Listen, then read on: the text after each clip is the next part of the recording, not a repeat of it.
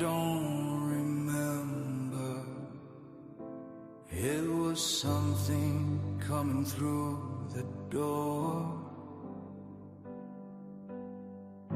The whispered tears, yours or mine, but pain it will only find.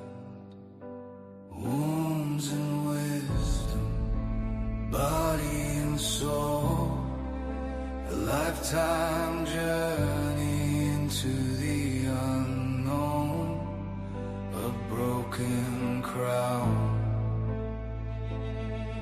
only to close my eyes,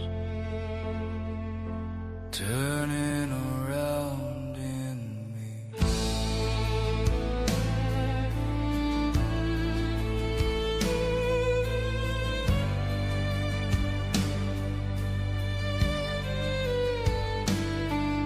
Slow motion death, a caravan of ghost stars falling as we watch the moon fade. Bones and wisdom, body and soul, a lifetime journey into the unknown, a broken crown. I feel the river water washing me, all the beautiful things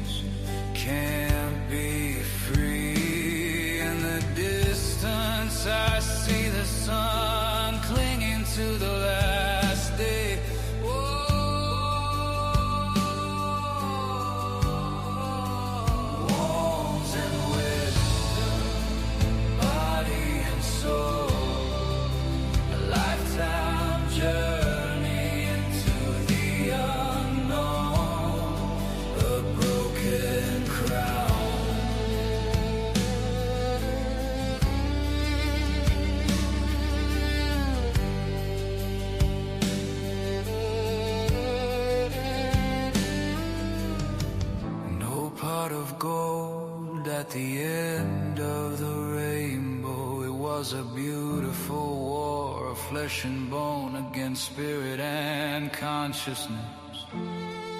The eternal you of memories in motion, to live once more and to die once more. Wounds and wisdom, body and soul, a lifetime journey into the unknown, a broken crown, body and soul, a lifetime journey into the unknown, a broken crown.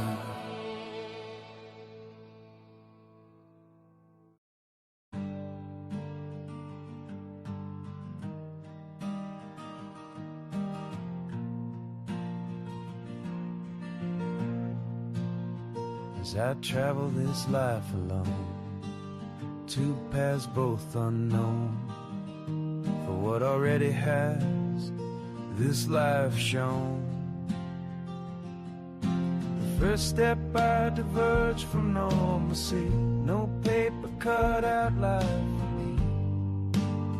I did it my way, not much more to say.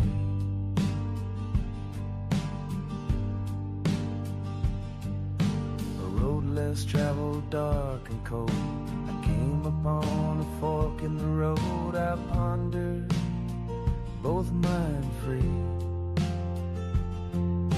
The fall had come, for yellow is the autumn tree. Both I long to travel, for I'm but one. I could not see, for both were bent, the overgrowth and canopy.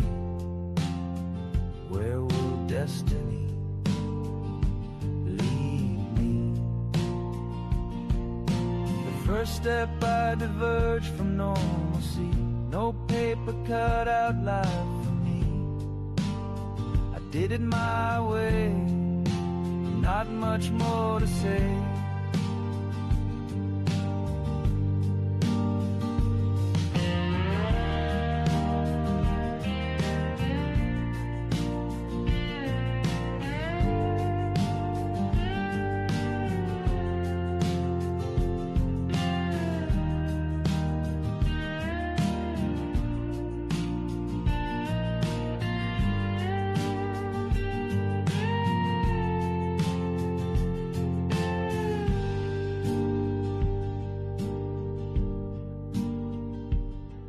I began my journey on the road less traveled. Regret haunts me at times, looking back wondering where the other path myself would find. But both paths are traveled equally, for many take the zombie road to normalcy, and others seek individuality. From the wear on the trail it appears 50-50. With every footstep came pitfalls and risks, rewards and opportunities. Looking back, what did I really miss?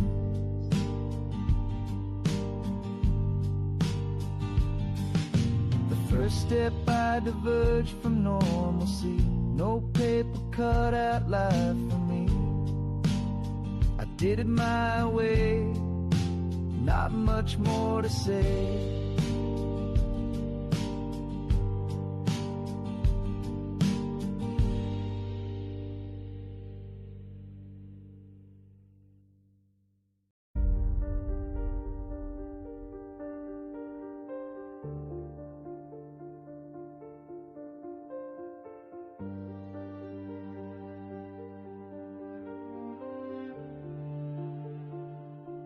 Bleak December, Edgar's Raven, nevermore. Came a rap and a gentle tapping, the ghosts of embers lying on the floor. Wishing for tomorrow, my sweet Lenore, nameless there forevermore. The silk and purple curtains drew out my fear like terror I never felt before. Brought back to my wonder, who could be at my door? Is it a man or a woman I implore? A darkness there and nothing more. Out like a light that night, a rapping came tapping at my door. Is this the end? Forevermore.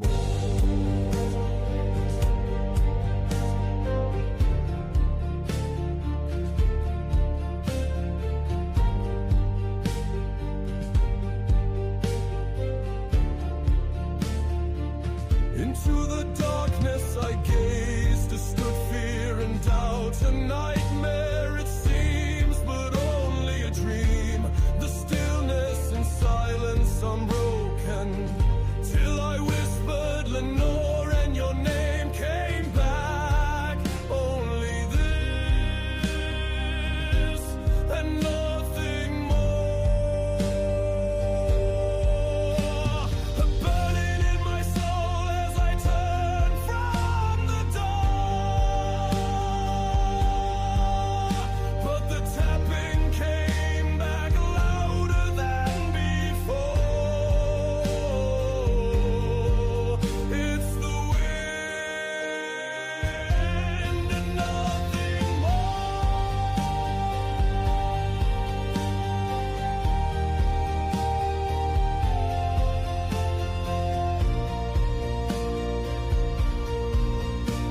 The window flew open, there stood the raven perched above my chamber door. Quiet still and nothing more.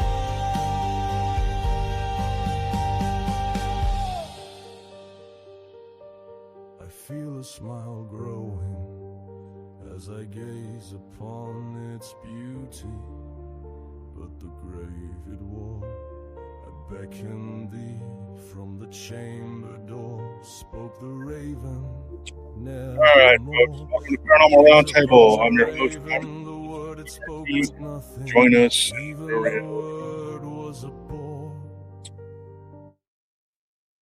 I don't know if you could hear me. Did they hear me? I don't know if they heard me. Because the music was playing at the time. So we'll say it again. Welcome to PRT. Join us in the real reality. Yes, Randy. Hit the like button. We got a lot going on. There's a lot to talk about on this one. I don't know if we're going to cover everything that went on over there. This is something that we waited like not months but years to do, because I'm sure I know one of the stories I think we told on the podcast or the regular show. Like I say the regulars, like the podcast, whatever episodes. I know that we did one of the stories, and that may be. Let me move this over. That may be on one of the. I'm not for sure. I'm not 100% about that, but I know there was a Dogman story. There were 2 Dogman encounters at that place because it was surrounded by woods. And I'm convinced that now, knowing what I know now, I have a story that kind of goes in, ties in with that. And I'm glad I waited. I'm glad I waited, because when this guy, Rick, told us, he goes by Ricky, when Ricky told us what he saw, that changed everything. Because we were like, what could this be? You know, for like years, we just kind of revisited it every now and then. We'd all be talking to people that worked there. There was a bunch of us that worked there. And we were like, what do you think that was? What do you think that was? And I was like, my brother was like, I don't think it was just a Dogman. Like, I think it was something else. And I say just a Dogman as in back then, we still had this opinion like Dogman, werewolf, different things, maybe, possibly something different. I thought they were different, but most people didn't. But even people in my inner circle were like, no, man, they're different. But they could be. There could be like something that was created, and left, to just be here, and it didn't like just become, you know what I mean? Something made it that way. When we get to, I've already done some of the recordings, but when we get to Mark, I'm just going to call him Mark. When we get to his stuff on the pre-records, he's got a lot of information about the military, like what these things were like. I mean, like he was in a program that was post-military. It wasn't for our military, and it wasn't the military. It was private sector stuff that he did, work that he did, because he died when he was a kid. This guy. Um, and this episode's not about him. I'm going to do a live stream probably telling some of his stuff because I can't fit it all onto the pre-records. But it would be stupid to just start talking from where we're at with the pre-records, because then you start talking about, his encounters with this Anubis, which I say an Anubis because I believe that they could be a species of beings. And I know that sounds crazy right now because, wasn't Anubis a god? Well, my god. Maybe people think that the Anunnaki or these Dracos are gods, and they're not my gods. Then they shouldn't be your god. That's just something that that people thought up because they did these amazing things, and like, these beings are from whatever, they're gods. They ain't gods. They're no more gods than the elite are gods. Some people get caught up in like celebrities and heroes and things like that, and you put them on a pedestal and you think they're gods. Dude, trust me, man, that person is just like you. There ain't no difference unless there's some kind of reptilian or alien or whatever. Then there's something different about them, and then that's not something to be looked up to at all, because most of those beings are anti-God. Being honest. So, yeah, give me 1 second, folks. Getting some people in here in the chat.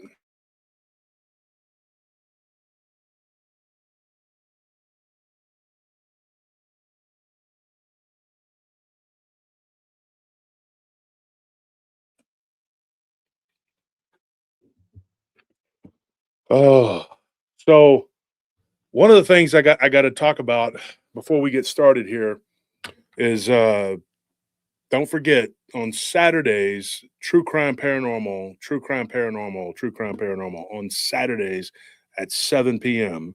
And we're going to start a 3-part series this Saturday about Chris Watts and what he did to his family. But not just what he did, but why he did what he did. And I know he wrote a book. He can say whatever he wants, but let's get into the why. All right. So we're going to do that.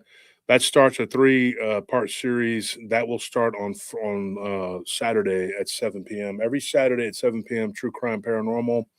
I don't know who all's in the chat that has the link, but if y'all could put the link up there. Scorpion says he's a sorry SOB. Yeah, Scorpion has a special bone to pick with that kind of stuff. He lost his cousin to domestic violence. So did Abe Cius. He lost his own mother to domestic violence. So this is something that touches a lot of people. I've been a witness to it, in particular my aunt. She was beaten nearly to death by a guy. He also physically attacked me, but the way the world works, when I was like 16 years old, I got payback on him, and his eyes were crossed the rest of his life, and I knocked out all of his teeth. So, well, not all of them, just the front ones.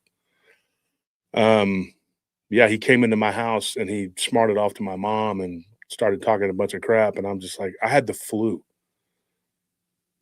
And so I was not in the mood for this dude's shit. I had tolerated him the last few years because everybody was like, okay, whatever. I didn't like him, and I told him, I said, one of these days I'm gonna whip your ass. He said, I'll be waiting. Well, didn't have to wait long. I was 14 when I told him that, and so when I was 16, I dealt with him. 16 was a very pivotal year for me. I quit going to jail at that point, which was important. That's important. And then, had it out with some adults that had messed with me in my life, so I had to deal with him. He was one of them, and my mother told Anthony it was like a brutal beatdown. Like she was, I don't think she knew just exactly what her son was capable of at that point. She had seen me fight with my dad because, the tables turned, from when I was a young teenager, and it's horrible. I fought my dad like 3 times. Like, that is a horrible thing. I love my dad. I wish that never would have happened, but I also hated him. Like, I hated his guts, dude. Like, I really did. And he hated me too. He can say he loved me, but we might have loved each other, but you can hate somebody and still love them. The opposite of love is not hate. But I couldn't stand him or my stepmom or my mom. I had a very bad upbringing.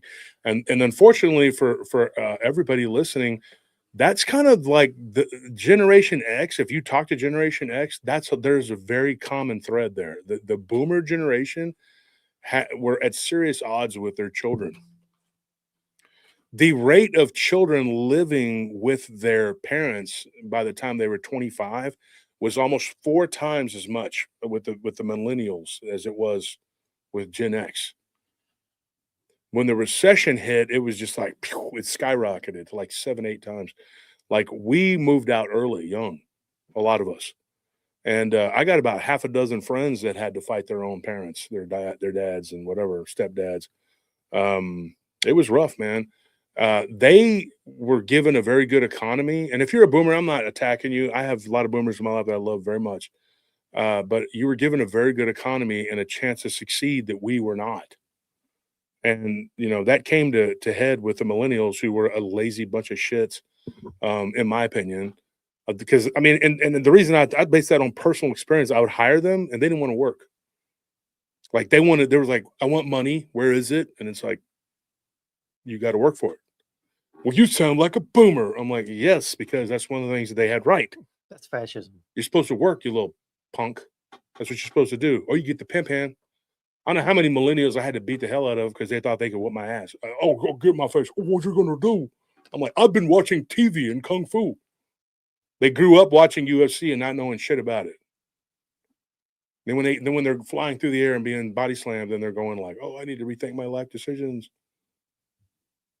That's what happens.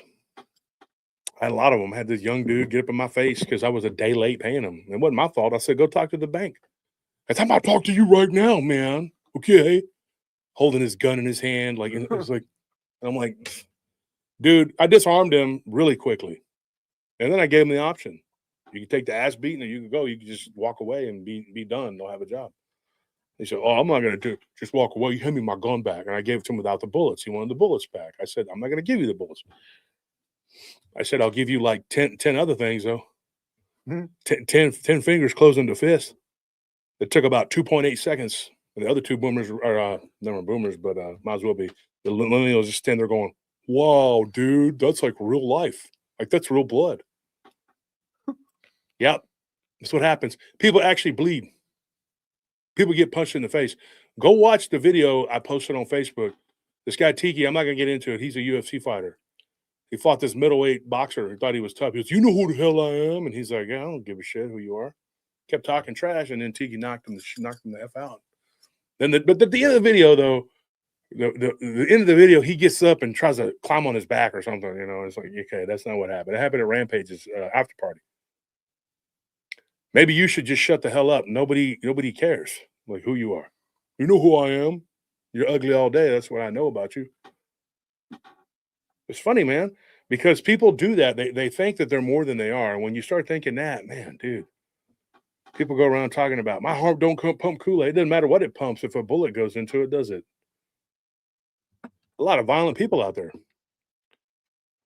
One of the things I know that happened between the generational gap there was that the millennial generation and later the Zoomer generation, they lived in a la-la land.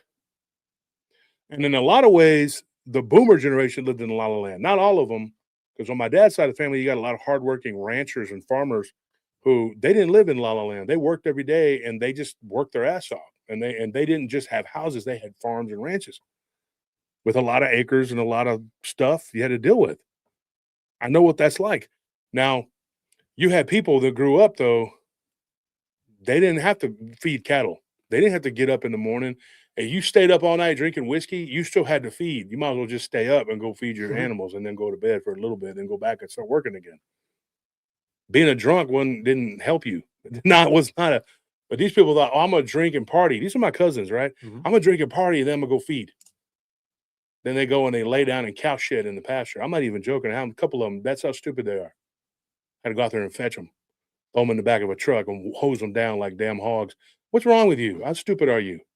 Then you want to inherit everything your mom and dad made. Get the hell out of here. Yeah, there ain't no days off from ranching. You know, days off from any of that kind of work. And what got me, what gets me is these people who really believe that the world owes them a living. The world don't owe you shit. The world's not going to give you shit. You know what you could do? You could take a sign and go stand out in the corner, and at least that's doing something. I know people who won't even do that. At least that's like a mild form of work. You know what I mean? But that's how they are. They don't want to do shit. They don't want to do shit. They want anything handed to them. Then put your hand out and go, give it to me. But that's not reality. Reality is very different.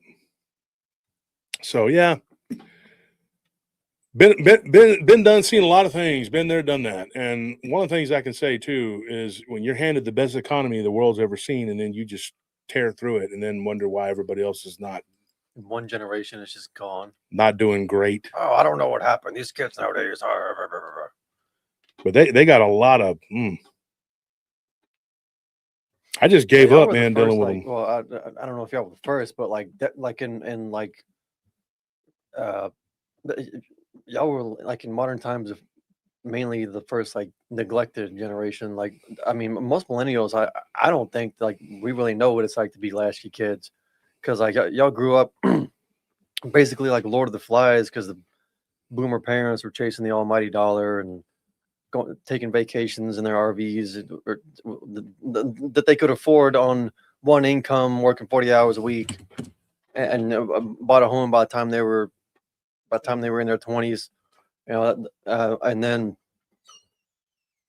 their kids were running around, no supervision, no anything, and like that's why like Gen X was like an extremely violent generation. Like most of y'all watching are Gen X. Like y'all know y'all probably came up fighting all the time. They just and I remember growing up, my parents, my aunts, uncles, like they were always talking about getting into fights in school, and then I couldn't fathom it because by the time I was in school, middle school, high school, that I mean, yeah, there were fights here and there, but it was mostly just posturing. People trying to look like they were about to fight, but really trying to get the other one to back down because they really don't want to fight. They're not. I don't know. Like my generation is not really a violent generation, but y'all came up just throwing hands for everything. And it's just, I mean, it's because you had to, because you're generally speaking, like your parents weren't around to break it up and to solve conflicts for you, so you had to learn conflict resolution on your own, which when you're a kid or a teenager is usually just, all right, well, let's fight. But see, the problem came in, I think, whenever Gen X started having kids, and there was this mentality that came in that was really kind of toxic, but it was well-meaning, but it was kind of toxic, where like, oh, you know what, I didn't have anything growing up. I just want to give my kids everything that I didn't have. Well, the problem is that there was a lot that you didn't have, and if you acquire that now and you give it to your kids, I mean, like, yeah, they're going to be spoiled and not know the value of a dollar, not know the value of hard work. You can't just give your kids everything that you didn't have because your parents didn't give you anything.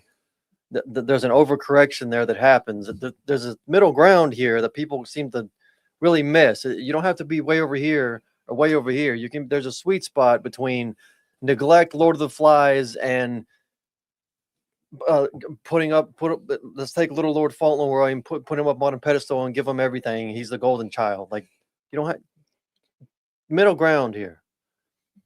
But you know, it is what it is. Everyone's just kind of messed up and just differently in their own ways, and we try to make it work.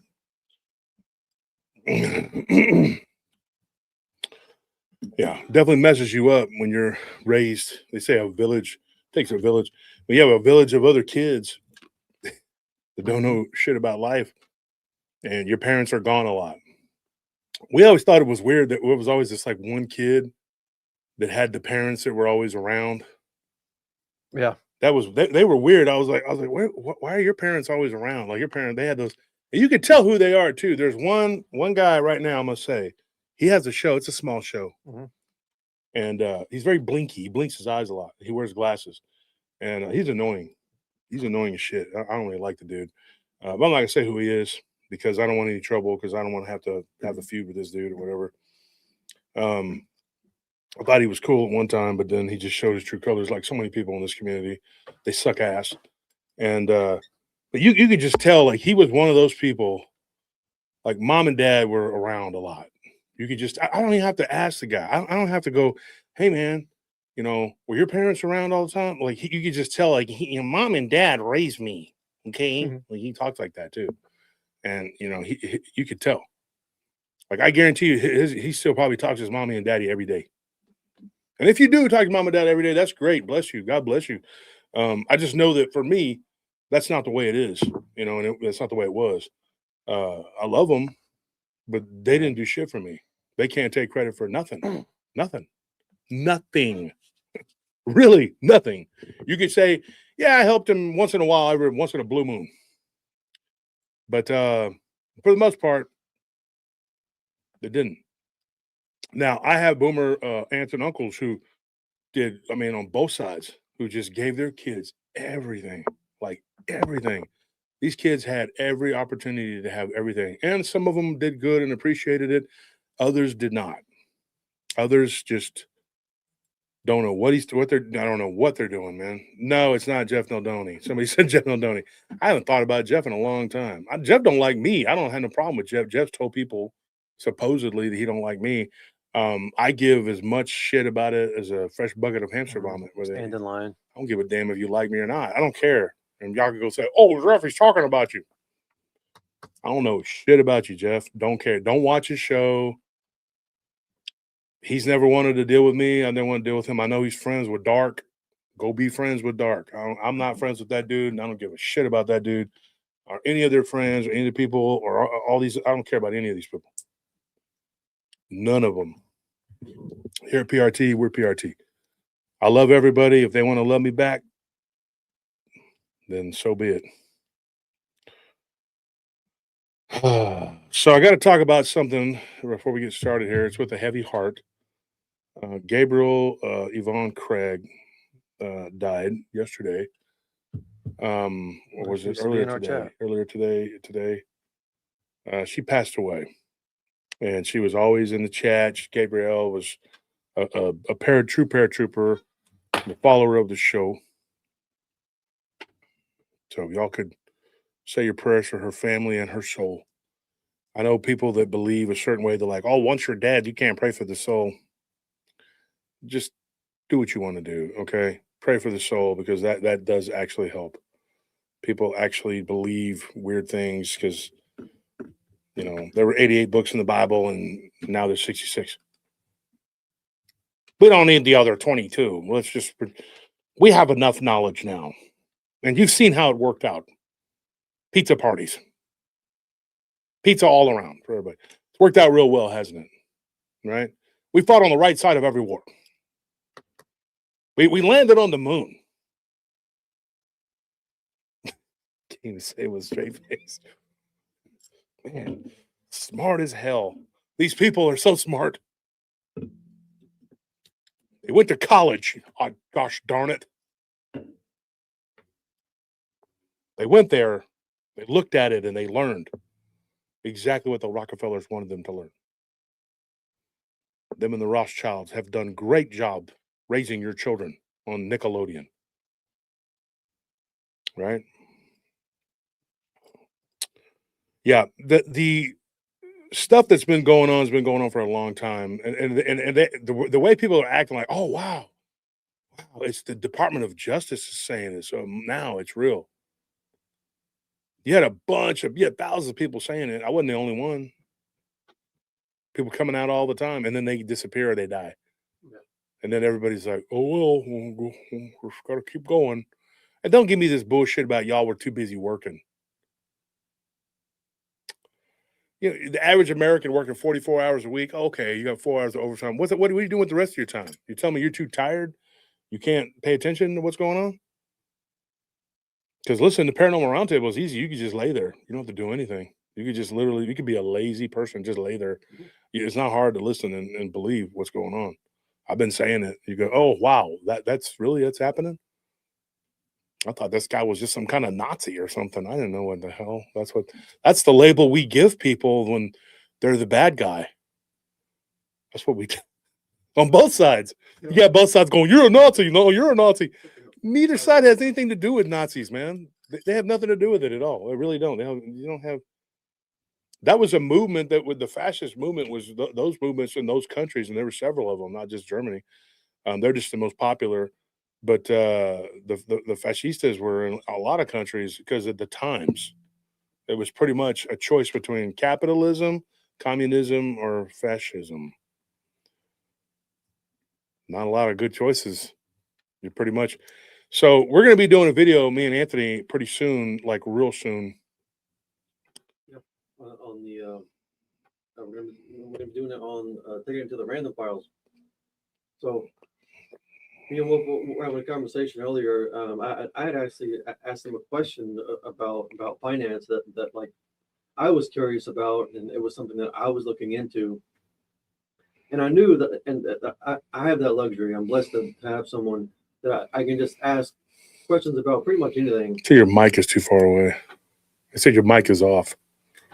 Oh crap! There it is. You've been talking all the time with your mic off. Okay, but anyway, we're having a conversation about finance earlier, and I was asking him questions about stuff that I wanted to know because these are things that we have to plan for the future, and so that conversation was actually very productive, and I learned a lot. I asked a lot of questions, and he had a lot of answers, and we thought, you know what, that this is good stuff. We need to make this like kind of like a series of lectures or informative videos that we can take to random files, and just show you a lot of like what our interests and thoughts are outside of the paranormal, which is why it wouldn't really fit too well on this channel, but it's perfect for the random files because it's it's random files. But like finance, history, geopolitics, science, bunch of stuff. So we're gonna be doing videos like that on random files. So if you're not subscribed to the random files, I suggest you subscribe to it now so you catch those videos. We're going to be doing them here really soon. So you'll get the notifications. Hit the notification bell. Yeah. Yeah. Thank you for that donation, Solovino. We appreciate that.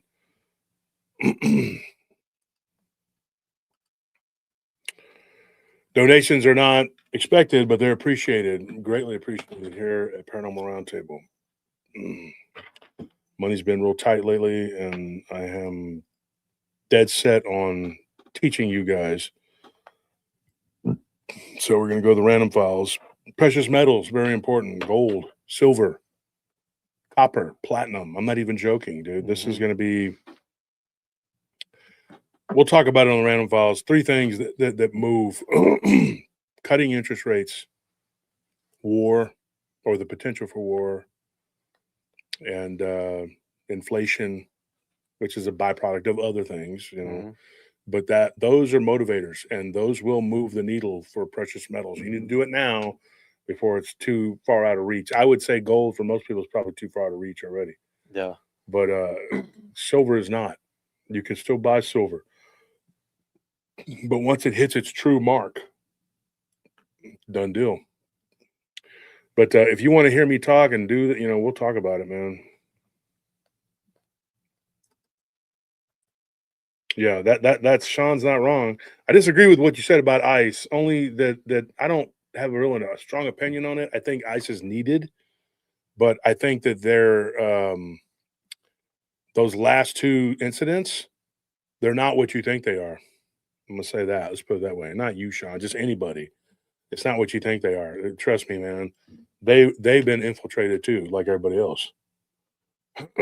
Thank you for that donation. We appreciate that, Gwen. Thank you. Very generous of you. Yeah, we've been doing bad donation-wise, but I don't care. It is what it is. We're all going to be broke, right? Here's a cult fees. Love you guys. Where are the rest of the cult fees at?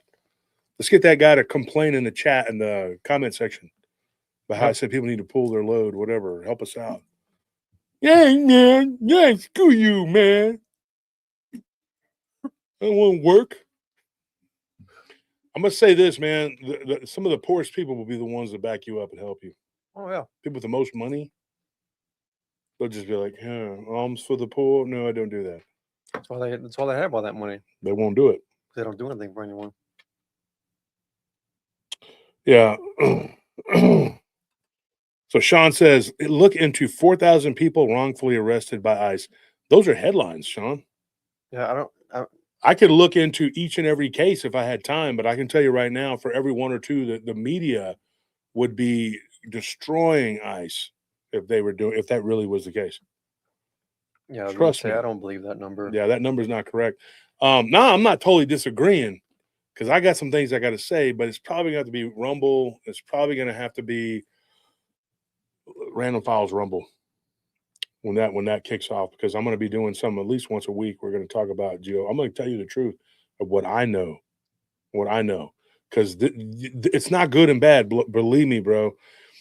People want to believe that there's like this good guy and a bad guy. Dude, it's shades of, trust me. And what I know is, look at the names of the people that did the shooting. That's another thing. You got to really, this is not a, yeah, there's a lot of things, and it's going to make people mad because people want to say, well, Trump is a bad guy, or Obama was a good guy, or Trump is a good guy, Obama a bad guy. Like you don't realize like really and truly. Look at the Department of Justice. What did they say about Biden? Unbelievable. Mm-hmm. Said he was a clone. Yeah. Because the real one was unalived by firing squad in 2019. Because I'm going to tell you something. What we don't know could fill volumes in the Library of Alexandria. Oh, why? Because those were burned. That's why. Yeah. We're going to have to move towards a spiritual awakening, not a physical or mental. That has to happen too, but the spiritual has to be the spear point. You know what I mean? That has to be it, man.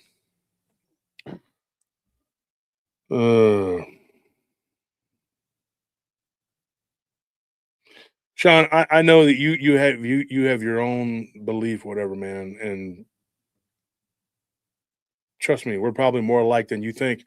I am not an anarchist, but I'm not one of these other people either. I'm a realist, and anybody that knows me knows that. We're almost at 300, and we'll start talking here on this show, but we'll eventually get into it, though, folks. And then you tell me what you think, because both sides are evil. And they have proven that over and over again. There is no like, oh, well, these are the good guys, these are the bad guys. Because what is their real motivation? Power. Right? We are basically caught in the middle of demonic civil war. That's the problem right there. The number one problem with Christians, Muslims, Jewish people, this is what I tell people. Y'all actually believe in something that is not correct. You believe that the bad guys are all organized and they're all on one team. That's what you don't get.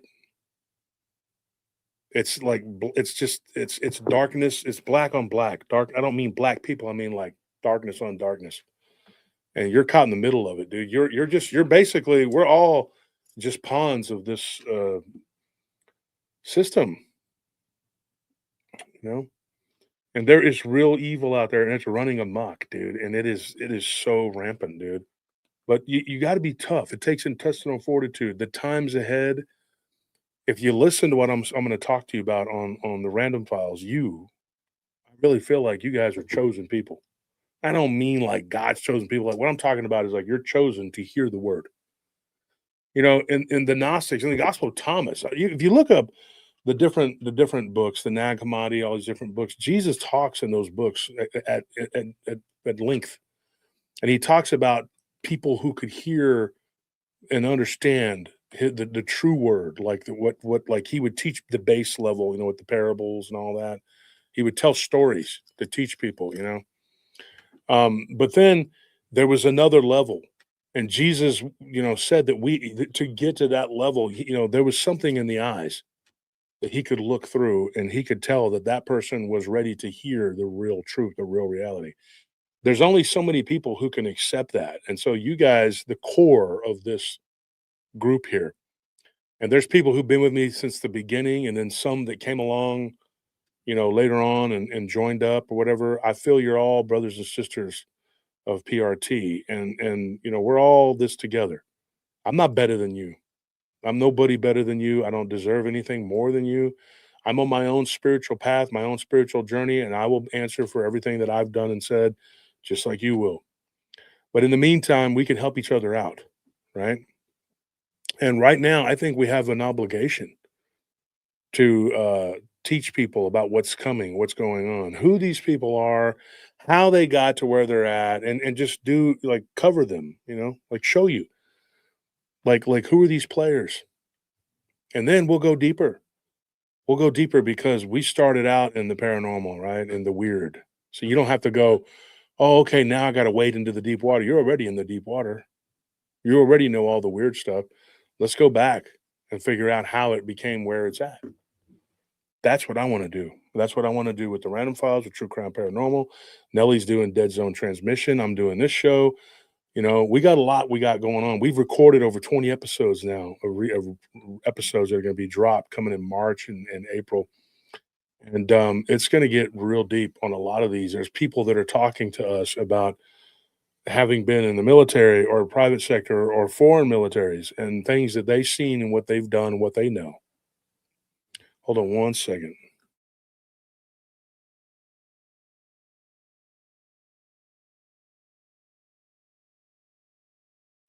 There we go. The light was so bright in my eyes, man. I felt like I was being interrogated by the Gestapo or ICE or the KGB or some other The Stasi. alphabet or an organization. Mm-hmm. It's Stasi. Yeah. So it gets real deep, man. It gets real deep. The rabbit hole goes real deep. We go into that rabbit hole all the time. A lot of people sending me stories about vampires, werewolves, flying creatures, a bat-like creature on a ranch in New Mexico. A freaking weird story there, man. So here we got some stuff going on here. I gotta say, I had somebody that's a good friend of mine. He's a Bigfooter, and he just totally believes that Bigfoot is just, he's like, he wants to join me on the Patreon and tell y'all all about how Bigfoot is flesh and blood. And I told him, I said, dude, I just did a show yesterday, Bigfoot in Colorado. I don't really know that was not a flesh and blood creatures, were they? They didn't really do anything paranormal other than, but they can make noises. Well, one of them disappeared behind that tree. That Yeah. was, and the tree was The tree way was too so- thin to hide its body. Mhm. It just like went behind it, and this big, huge thing, and you can't just appear behind a thin little tree, but it did. So that would be the only paranormal thing, Yeah. But even that could be like, what if it's like some sort of filament in their fur or whatever? We've heard all kinds of stories about how because that's what these scientific Bigfoot people say. Well, they have something that can cloak them. Maybe, I don't know, but for the most part, if you go back, join the Patreon, folks, 10, 20, 30, 40, $50. The higher up, you get a better swag bag, the whole deal, and join, because it will definitely be worth it. And then now you're getting a Tuesday live stream every Tuesday. We're having a lot of fun with those. I enjoy them. They're very interactive. We got almost 50 people in there. I think we had like 49 people in the chat or something like that. But go check it out. It's not a huge chat or whatever, but it's fun. And we get the map out and we go over the encounters. And the guys that I got the stories from yesterday were really cool guys. Unfortunately, they can't watch them because they're on Patreon. I said, go join. And give it to you, man. It's got to be fair to everybody, man. It's got to be fair to everybody. So But yeah, those shows, those are good, and we're doing them every Tuesday. Bigfoot and the Nature of Reality. Join the Patreon, and then we're going to move on and do some other cryptids and other stuff. Now, what we're doing though with that is, if we cover a Bigfoot story in a particular area, and there have been other cryptid sightings or ghosts and things like that in that area, we'll throw that in there too. But they're based around sightings of Bigfoot, and what people look at as Bigfoot. It's interesting to me too, because you have all these different types, like these different areas. They'll have like these different colors and types and stuff and sizes and shapes. Bigfoot is not one size fits all. It's definitely, like, I don't know. So yeah, so we got 330 people here. Let's get started. So what we're talking about tonight, we're going to go over, like I was talking about toward the beginning here. We need to kind of go back to the beginning. I think we pretty much laid the groundwork down on Sunday, I guess. Was it Sunday we did it? The live stream, was that? Yeah. We Yeah, that talked was Sunday. about, okay, I think it was Sunday. We talked about this guy who, I don't know, man. He was 92 years old, but he walked around like he wasn't even 70. If you'd asked me when I first met this guy, like how old he is, I'd have said, I don't know, 65. No BS. I thought that's what he was. Like he said, I'm 92 years old. He was very proud of being that old, he could move around pretty well. And I don't know what that was. It was attached to him that was moving around outside of his room. I saw something. Dragon saw it, and a few other people who work there claimed to have seen it at different times. But there was a person that worked there like 4 hours in the morning. She would come in and help her mom. And she was a pretty nice kid. And that was Dorothy's daughter. And yeah, so she ended up working at this other place. And one of the ladies that used to work there, her name was Kathy. She ended up going and working there, like helping out, because they used to be on the same system.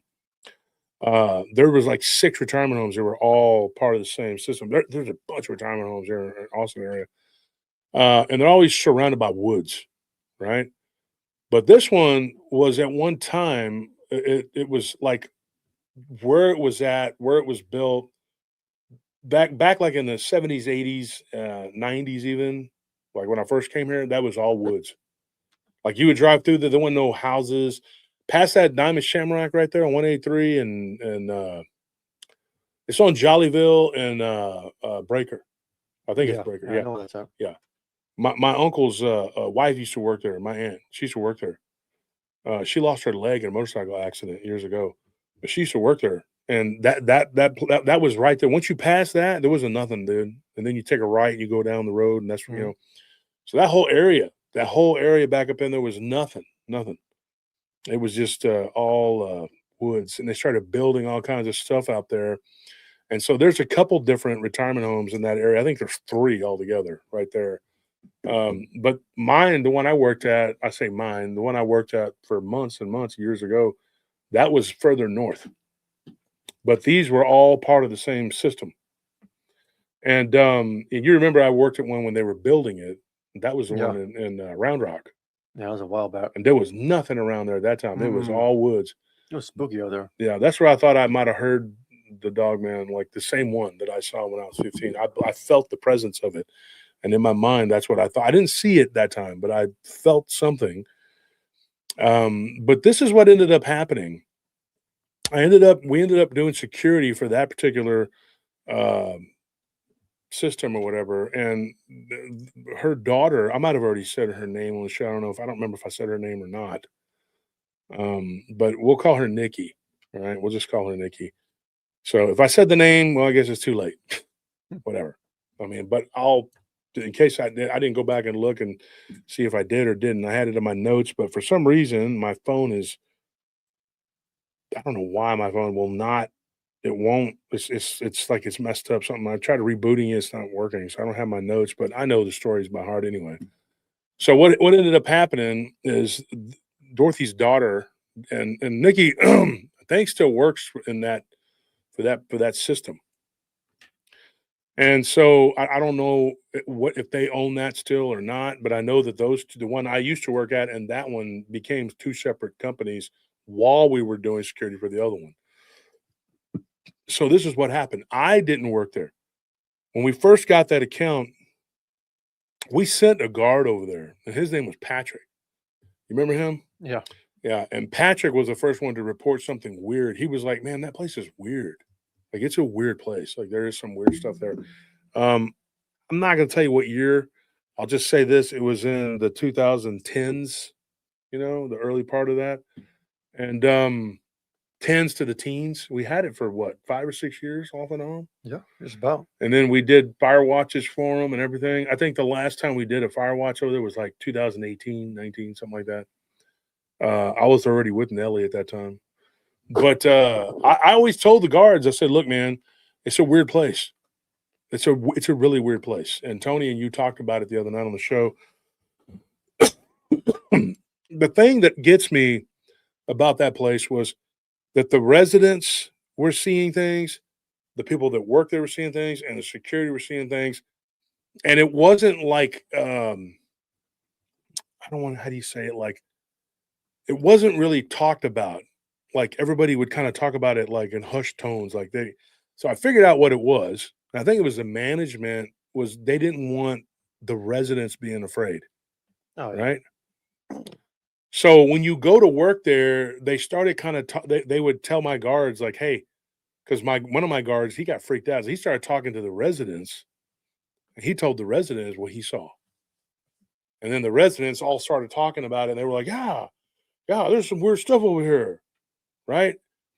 And then you had the main facility, but then they had these little cottages. You remember those? Oh, yeah. They had like these little cottage homes that where people were more independent. They could take care of themselves. They had their own little houses or whatever. And there was about 20 or 30 of those. It was a big place. So the people that were living in those cottages or whatever, they were seeing weird stuff outside of their little houses. And so one of them, and they would walk across the parking lot. They would come in the morning to eat breakfast. And one of our jobs there was to watch them and make sure that everything was okay. We ended up working there. Hold on one second. I got a call. Don't hang it. I'm like, you want to take over for a second? Yeah. Is it working? Yeah. Sorry about that, everyone. But yeah, I mean, throughout throughout the shows, like, y'all don't see it, and I try to be quiet about it, which is also the reason, like that my mic is off sometimes, and I forget to turn it back on because I get these calls for work, and I have to take them. I have to get up, but I don't want it to interrupt the show, and I don't want y'all to have to hear all the moving around. So I'll turn my mic off before I get up and leave the room and deal with it. But some stuff like Wolf has to deal with, and I think he got a text just now with something something for the job that he's got to deal with personally. So it's see, speak of the devil and he shall appear. Just now, literally, I just got a text for work. So I got to answer this and deal with that. So, like we're doing a lot at any given time, and we apologize for the interruption, but we're here, and we're doing everything we can to still keep the show going, even though the business is still going at the same time. Yeah, here it is. Yeah. I gotta answer this text.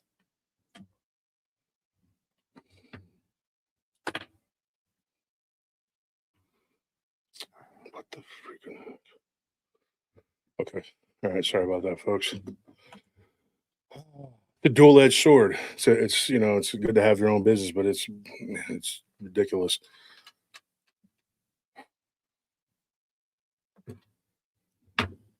Okay.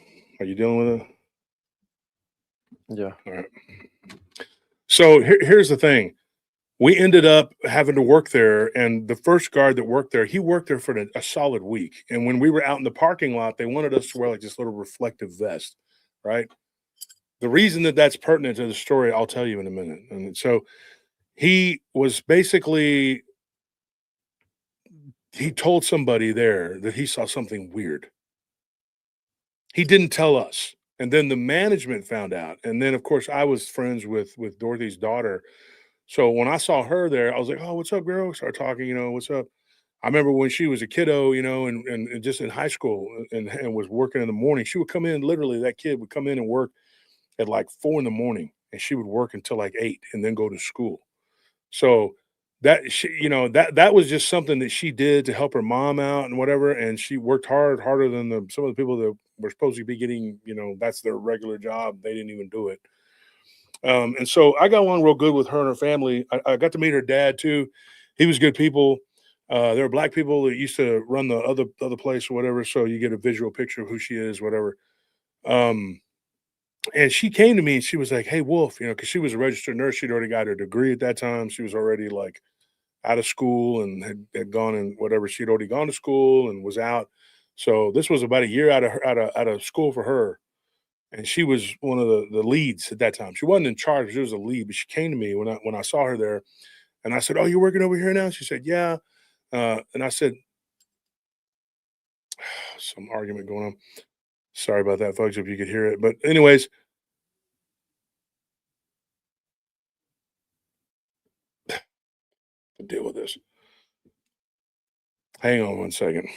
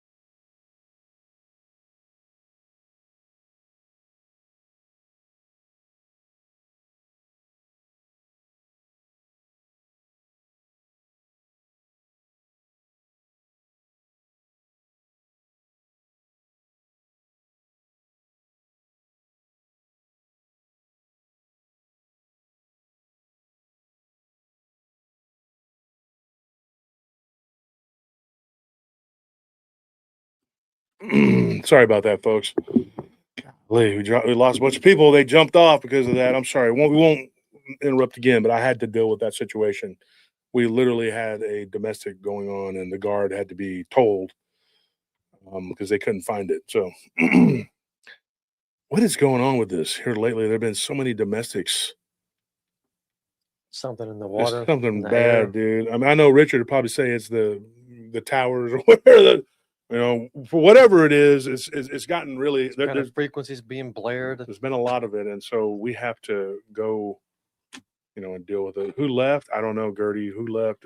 I know there was 360 something, and now there's 340 something. So you tell me who left. I don't know. Take over for just a second.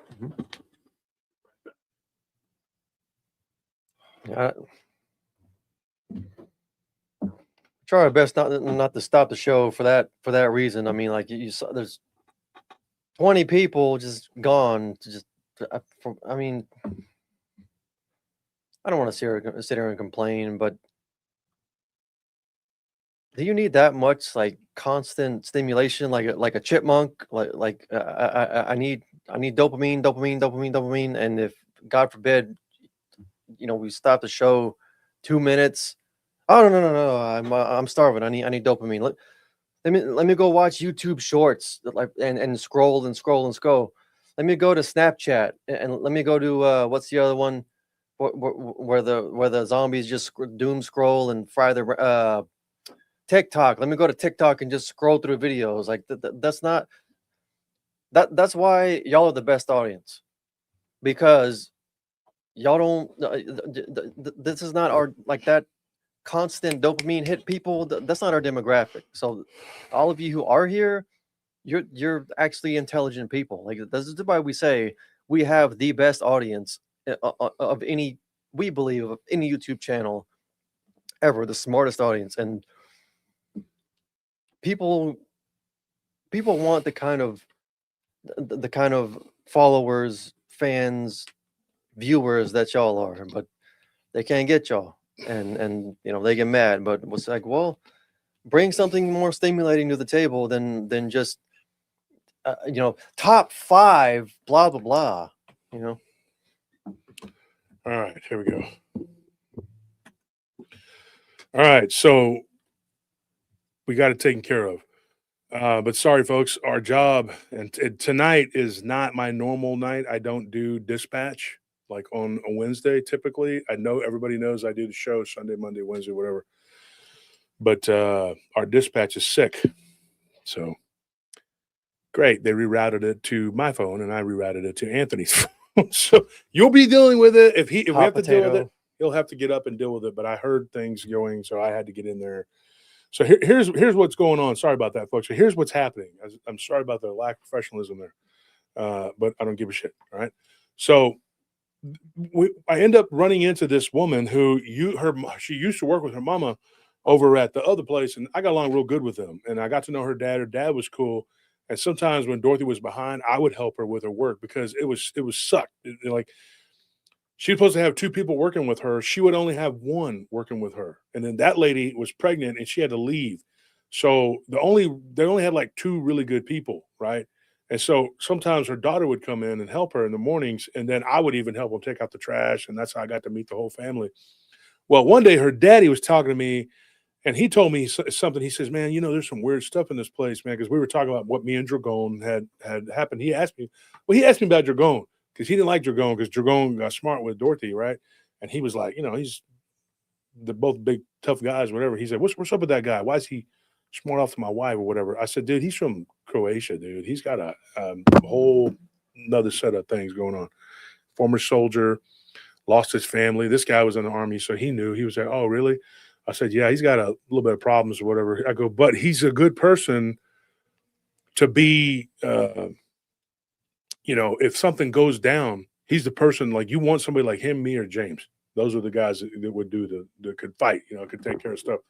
And so I told him, I was like, we're prepared to handle business if this dude, because this idiot threw a cat off of a roof or whatever. Well, it was a 4th level terrorist, whatever. Yeah. Same thing. Unalived it in front of some people and then got away with it. Legally got away with it, which was ridiculous. So anyway, long story short, like he liked me, whatever. So me and him were like friends on Facebook or whatever. Like a couple years later, like I wasn't on Facebook yet, but I got on Facebook, and then him and his family, whatever. And they ended up splitting up though later on, sadly enough. And he like moved to Georgia or whatever. He was from Georgia. But I was friends with him, and I was friends with his wife, and then his daughter. He had 4 kids, but one of his daughters, she ended up being a registered nurse, and you met her too. She was friends with me, Anthony, all of us, right? They were real nice people. And that was in the summertime when we started working there. We worked there straight through that particular place until February. We started working there in July. So we worked there for like what, several months, right? Straight. And then they would call us back sporadically. And then we ended up working there a second time, like in 2013, 14, something like that. And we worked there for like, I think 2 months or something like that. And then we did a fire watch, like we do fire watches for them because they were always having problems with their system. So let's put it this way. We were there quite a bit over several years. So I got to know all the people that ran it, all the people that worked there over the years. And I got to know a lot of the residents, and it was sad. I saw people come and go. Yeah, people get older, they pass away. And but one of the guys that lived alone in one of the little cottages, instead he didn't live in the main. The people that were living in the main area, not all of them, because there was a north wing and then there was a south. I think it was a southwest wing. It was a big place. There was a southwest wing where the people needed more attention. So the southwest wing had their own nurses station. Yeah. And then the people in the north, that part of the building where it was haunted as hell. It was really, I'm not even kidding, folks. It was haunted as hell. That area, those people were like, they were just the ones that either couldn't get into a cottage or they were trying to wait to where they could get into a cottage, or they just wanted to live around the other people. They were more social because some people, like there were some people that could have, like, you know, there was a couple people that were pretty wealthy, like they were well off. And there was a small population of people there that had their own vehicles. Like there were people that drove. Like this wasn't a rest home, nursing home where they couldn't go that. But then they also had a van that would come pick everybody up. So it was like a nursing home, you know, somewhat, but more upscale. And, you know, a lot of people there were independent. Assisted living. Assisted living, yeah. That's what it is. Well, part of it was assisted living. Part of it was just retirement. Yeah, part of it was, part of it wasn't. Part of it wasn't. So let's put it that way. So you got the lay of the land. The people that lived in the cottages, this is the first time I had heard of this. At that time, I was not doing Dogman encounters. This was years before any of that. Okay. So I had no dog in the fight, whatever. But I had already begun years and years before collecting stories about this stuff. But I didn't really have to write this down or anything. I remember it like it was yesterday. And I remember getting a call, and I was asked to come in and talk to the one of the managers there. And I didn't know what this was about. And so I told my business partner, I said, let me deal with it. I'll go over there and deal with it. He was busy. We had a bunch of stuff going on with this other company, a very large apartment complex company, and he was dealing with all their stuff. And we had these 2 retirement homes. And one of them was just like nothing was going on there, hardly ever. It was just it was an assisted living. It was just one guard. He sat at the front desk. That was it. And there was a couple little weird things that happened there, but not like what was going on over here. So I go over there and I talk to these people, and they bring me to the office, and they said, hey, how's it going? You know, and they told me, like, look, your guard, he's a nice guy, you know, but you need to have a talk with him. And I told him, I said, well, you gave me an email that I needed to speak with him about not being too openly friendly with the residents or whatever, because they said that he had said something to one of the residents that made them alarmed, right? And so what he said, though, because the residents were complaining to him, I told him, I said, it's not your job to take complaints from the residents. It's not. I said, what your job is to, you know, walk around, do your report, make sure everything's okay. If they do complain, don't talk back to them and give them advice in any way. Just go up to the front and tell them, you know, hey, this person. But there were a couple people that worked there that were supposedly not nice to the residents. And so I asked Nikki about this, right? And I asked her, and I said, hey, you know, what's going on here? Because she says, you know what? I'll let my main manager know, and then you can meet with her. She's cool, but there's a couple people right below her that are above me. She's like, and they're not cool. They don't care about the residents. They're only here to grab a paycheck. She's like, and they're going to be a problem for you, right? Because they don't want security here, because security costs money. And she goes, and then they're going to try to make everything okay. We don't need security because it cuts into their bonuses and stuff, right? So I had to go in there and talk to her, and I can't remember if I told her in the email, like, I'll meet with you or whatever. So I was called by the day guy, and he said that was her assistant. And he said, "Hey, can you come in and meet this afternoon and evening?" I said, "Okay, cool." So I go up there. It's about 6 o'clock. Had to fight the traffic, get over there, and I was just burning. I was tired. I had been up doing all kinds of stuff. So when she was talking to me, I was just I was already going into it kind of annoyed. Where her office was, I will say this: that area right there was a hot spot for weird activity. That front area right there, I could feel it going in there. You could feel like a heaviness, like a presence, right? So I go in there and I'm already kind of irritated and agitated. And at this point, we had like 20 something standing accounts, 80 something. I didn't care if we lost the account or not. I was in that kind of frame of mind. So I was like, if this is going to be somebody pontificating to me, then I was just going to go, you know what? Thank you for whatever. Goodbye. But it wasn't. And it wasn't anybody proselytizing, trying to make me, whatever. So I kind of went in there and I was friendly, but I just was like, look, I don't think, I personally don't think our guard did anything wrong. But she said, no, there was just this like legal ramifications, if they give advice about what to do with the problem. Right. And I was like kind of confused. And I was like, I said, well, I already told him not to be giving him any advice. And I didn't have a chance to talk to Patrick and find out exactly what it was that he had said. But she says, well, it's kind of weird. She's like, it's kind of weird. He was telling my resident that he's dealt with weird stuff before because he was working at the Head Start program and that y'all had a ghost over there. You remember that? Yep. And so I'm sitting there and I'm going like, I said, yeah. And I'm thinking, why on God's green earth did this guy say this? Yeah. So I'm upset because yes, that property was weird and I had problems at that property. And if you're up at night, place like that, yeah, you'll see some stuff. There's weird stuff there. If you do security long enough at a certain property and it's rumored to be haunted, probably is, there's a chance that you might see something. You might it might be your awakening. I don't know. But at that property where he was at, we had seen full-bodied apparitions like just vanish. I mean, people had seen it. It was a laundromat where they rented space from those people. And the guy that ran that laundromat, this Asian dude, he told me flat out that he had seen a ghost. Like he showed me it on camera. Like he showed me and my brother. Like it walked up the steps going in. The door moves a little bit, and then the person vanishes. Like I saw that on the camera, right? So Patrick was right. Where he was at was haunted, right? And there wasn't a lot of places where you could go, like if it rained or whatever, and he didn't have a vehicle. So there was just one little like shed thing where he could go into if it rained, and it was raining at that time. So I was like, okay, you know what? I send you over here to this other place. So I sent him to this other place, and this is what he does. So I got upset. I was like, this stupid guy did this thing, No, what happened? She says, look, I'll be real honest with you. She goes, I don't know what your stance is on this kind of stuff. She goes, but I'm going to be real honest. She's like, a lot of the residents and a lot of the people that work here believe this place is haunted. Right. And we'll call her Marie. Okay.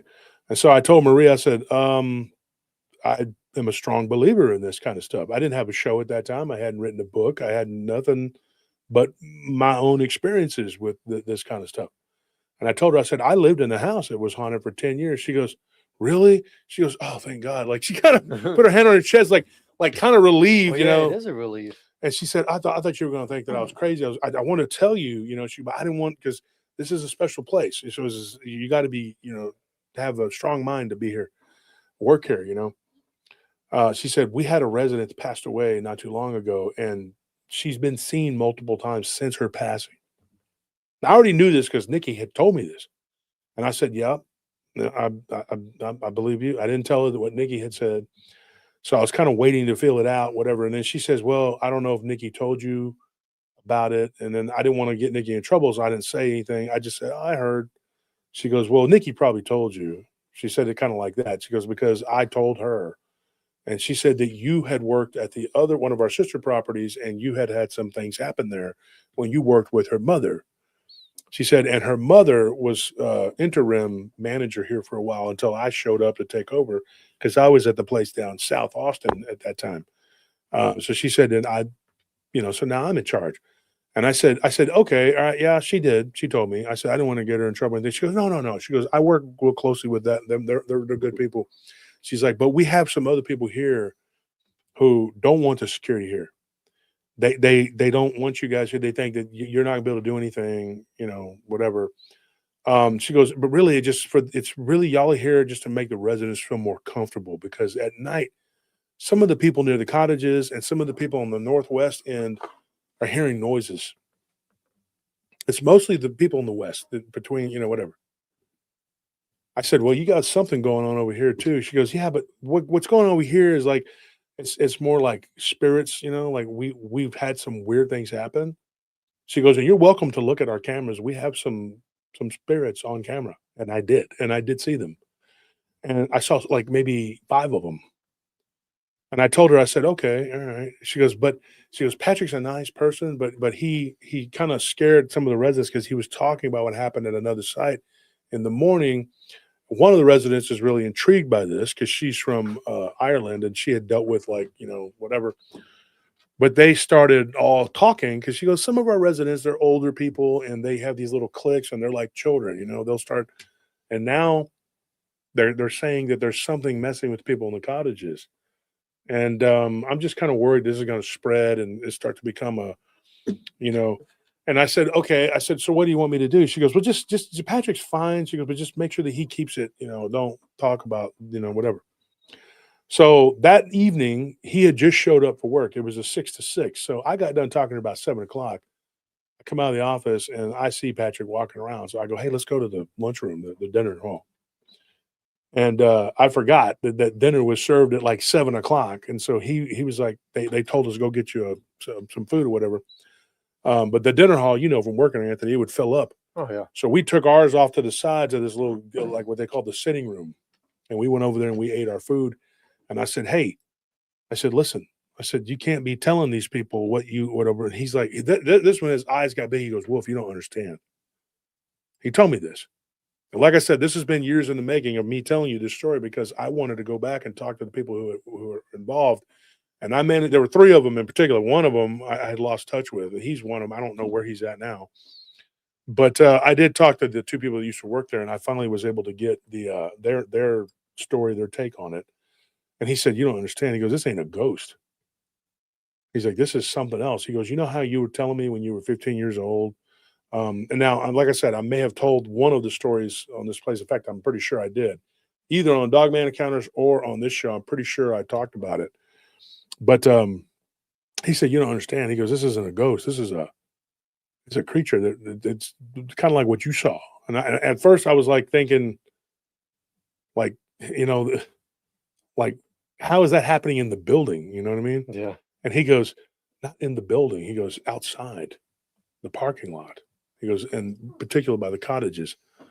And so I'll admit at that time, I had not walked the grounds, right? So that's where you came in, Anthony. Me and you, I said, okay, well, I'll be back later tonight. And I said, in the meantime, don't say anything, right? So you came with me. It was me, you, and Big Boy, Zane. Mm-hmm. We went up there, me and my nephews, right? And we drove up there, and so we all got out and we talked to this guy. And Zane wasn't supposed to be with us. His site got canceled. It was a fire watch. They fixed the sprinkler, whatever. They said, okay. So we had picked him up, and it was about midnight, something like that. And things are weird. Folks, if you're not a night owl, you don't understand. Like, you're on a weird schedule. Things are weird. Things are different, right? So I went over there and I found the guard and I said, okay. I said, he jumped in the truck with us. I said, take us to where, let's start from the beginning. He goes, let's go to the other side where the west is at. So we parked and we walked through the front of where the cottages were. Remember? Mm-hmm. We cut through the back fence. Nothing but woods out there. Yeah. Nothing but woods, right? You come back through, you go around, and then we come down through the yard, and then you go onto the parking lot, and then that's where the bay area is, where they get the deliveries for the food and all their stuff. And there was a guy there doing a delivery, and I knew the guy. I had met him a long time ago. He worked at a place called Oak Farms, and I started talking to him, and I'll call him S. He works for a car dealership. I don't know if I should say his name. I probably doesn't care, but anyway, S, when we started talking, he said, what's going on, man? We're talking. I told him, I said, yeah, we're just walking the grounds that we were talking about, And I said, I kind of joked with him. I said, yeah, my guard here thinks this place is haunted. And this guy, he wore glasses. He kind of pushes up his glasses. I'll never forget. He goes, it is. He goes, it really is. He's like, I hate delivering. He goes, You come here? He goes, I can get my deliveries done early here. I don't want to come in the middle of the night. He goes, you come around 3 or 4? He goes, it was dead quiet. He goes, it's creepy as hell. He goes, and I always feel like there's something watching me from the woods. So you remember that? Yeah. So that was weird, right? So I'm sitting there going like, I said, okay. And this dude used to work with my cousin from Taylor, but my cousin lives like up North Texas now, but they worked together for a long time. And this guy has a good word. I met this guy downtown. He used to be a bartender. And S told me, he says, yeah, man. He goes, this place it really is haunted. And I said, well, damn, this place, it might be, it might really be what people say it is, as bad as it is, So anyway, he goes and he's doing his deliveries or whatever, and he goes and he puts his stuff. And one of the guys, his name was Josh, black dude, used to be he was real cool, maintenance guy. And he would come in and he would do the deliveries. It was on Tuesdays and Thursdays, I remember. And he came in and so he gave me a key. He just flat out, he goes, here, man, take this key, so if you can't find me, you need to get in somewhere or whatever. I said, all right. And so he gave me a key, and he ended up being there, and he let this dude in. And so we all went inside, and we were talking. And I remember you and Zane went and walked around with Patrick. Yeah. Yeah. And Patrick showed you all the whole place. So I sat there with S, who was on his deliveries, and I was talking to Josh. So me and Josh became friends, and S, I'd known this Mexican forever. I knew this dude forever. And he said, he goes, Wolf's one of those people, he collects stories. And this is before I had a show or anything like that. I said, yeah, I collect stories. And Josh looks at me, he goes, buddy, there's a lot of them here, bro. Let me tell you, there's some crazy stuff up here. He goes, your guard didn't do nothing wrong. He goes, he's just trying to help these people over here because they're scared, because there's something coming out of the woods over there. And S looks, he said, see, I heard stuff in the woods. I knew there was something in these woods, bro. I said, S is like, well, I got to go, bro. You Gen X, how we do it. And, hey, bro, what's up? We do all that. Hey, see it. He walks off, and I sat down, and Josh is like, look, man. He's like, I never forget. He was sitting there, and he was just like, look. He said, I don't stay any later than I have to. I don't know how these people live here. He goes, you're going to see stuff in this place if you work here, if you do it. I said, well, I don't plan to do it. I got like 22 accounts going right now. I can't work one of these. I got a lot to do every night. I said, but I'll be in and out, whatever. I said goodbye, and we walked around and finished doing the outside, and we looked, and we saw where there were some homeless people that had been coming through there. And one of them had threatened one of the homeless person had threatened one of the people that lived there. And so one of the workers too, her car had gotten a catalytic converter stolen. So they were pretty sure this wasn't ghosts, this was homeless people. But just to make everybody feel better, they were like, we're gonna have security here. And we did a really good job. I'm proud of that. And so they said, we're gonna keep you around. We want to sign the contract for you to do 3 months or whatever. And I said, great. So they told us, they said, you're doing good, but just tell the guard not to talk about anything weird or whatever, because it scares some of the residents, and now they're seeing stuff, whatever. But like I told Marie, I called her a couple days later, went by, I dropped by there.